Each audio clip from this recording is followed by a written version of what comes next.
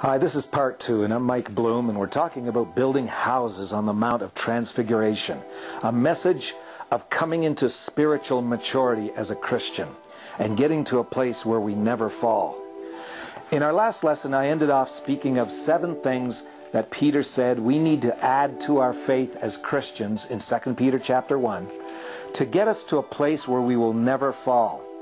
Those 7 things are virtue, knowledge, temperance, patience, godliness, brotherly kindness, and charity. Virtue is courage and manliness, or valor. It's getting a backbone as a Christian, standing up for what's right, and not being embarrassed that you are a Christian and believe in the Lord. Knowledge is wisdom, so that we come into a maturity as believers. Temperance is not allowing the animal part that all of us have to rule our lives. And it's limiting our earthly pleasures in our lives. Patience is being able to sustain our Christianity during times of trouble and tribulation.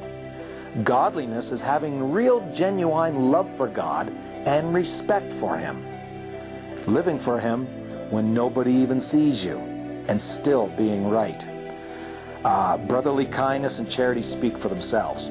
So if these things are not added to our faith, if we go by Peter's words, then we will fall. We will have the potential to be ruined as far as being a Christian is concerned and never enter the eternal kingdom.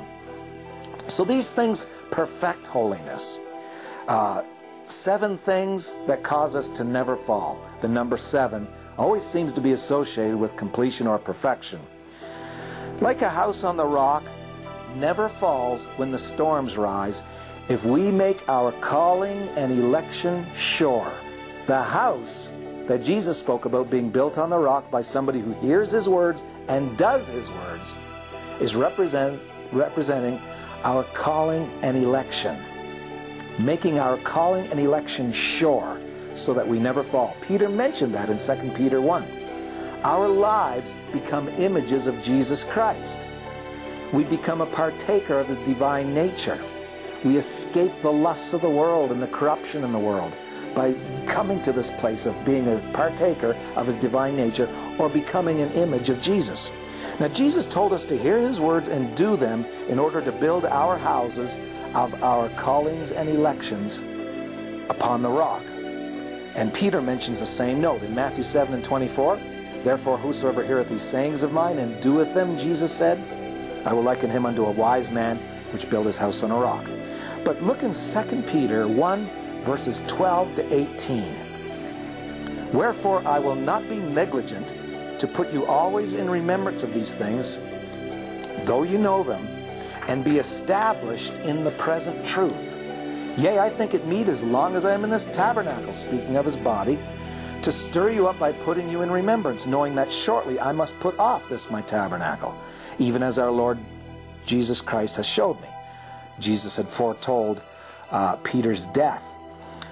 Moreover, I will endeavor that you may be able after my decease to have these things always in remembrance. For we have not followed cunningly devised fables when we made known unto you the power and coming of our Lord Jesus Christ, but were eyewitnesses of His majesty. And at this point, it's fascinating that Peter, after speaking of our calling and election being made sure, like a house on a rock, Peter refers to the Mount of Transfiguration in Matthew 17 and that experience he had when he saw Jesus transfigured and heard the Father. Verse 17, for He received from God the Father honor and glory, when there came such a voice to Him from the excellent glory, This is my beloved Son, in whom I am well pleased. And this voice, which came from heaven, we heard when we were with Him in the holy mount. So Peter kept on telling his readers to always remember His words, to heed His words, give special attention to them, just like Jesus said when He said, hear my words and do them, and you'll be like a wise man building your house on a rock. Peter told us to do so because he was a man who eyewitnessed Jesus' majesty on the Mount of Transfiguration. And he heard the Father speak about Jesus, saying, This is my beloved Son, in whom I'm well pleased. Hear ye Him. Notice this emphasis upon listening to these words of Jesus. And Peter's repeating those words, so he's telling his reader to not forget what I'm saying to you. Matthew 17:1. Let's go back to the story of the Mount of Transfiguration. Look carefully. And after 6 days, Jesus taketh Peter, James, and John his brother, and bringeth them up into an high mountain apart, and was transfigured before them. And his face did shine as the sun, and his raiment was white as the light. And behold, there appeared unto them Moses and Elias, or Elijah, talking with him. Then answered Peter and said, Jesus, Lord, it is good for us to be here.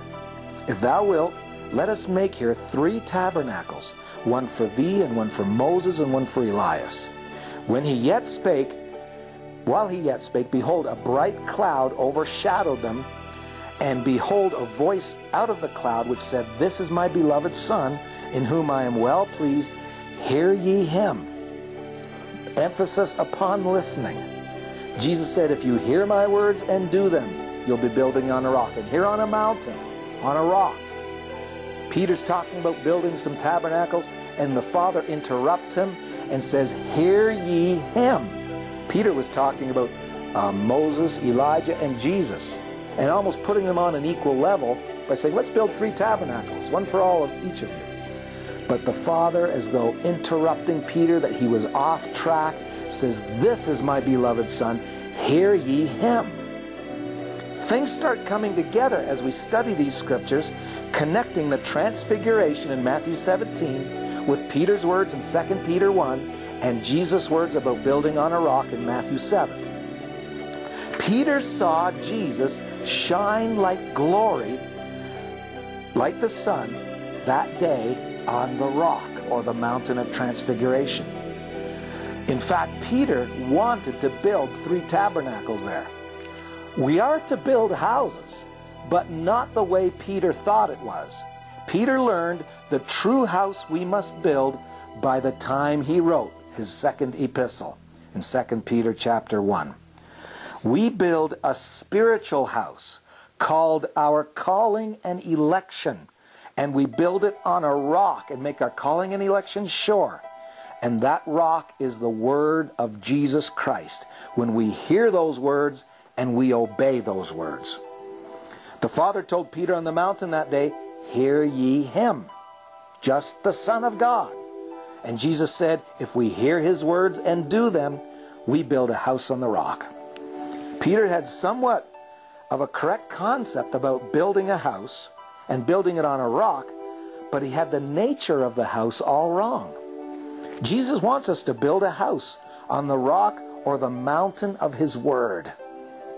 And we do that without physical wood and nails, but rather the wood and nails of the truths of the cross. 1 Peter 1:10 says, Give diligence to make your calling and election sure. For if ye do these things, ye shall never fall. Our calling and election is our house.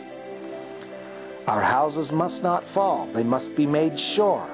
We are building houses as we live our Christian lives. When you read Peter and correspond his words to Jesus Christ's words about never falling and entering into the kingdom, we find the surety of our house never falling is by making our calling and election sure. The house on the rock was solid, it was sure, it was steadfast and stable. It didn't fall. In fact, it specifically is noted to not have fallen. So all these elements, hearing these words, making our calling and election sure, never falling, building on a rock, all of that is all associated in these scriptures together. Too many believers don't add to their faith, and their election is never made sure and steadfast.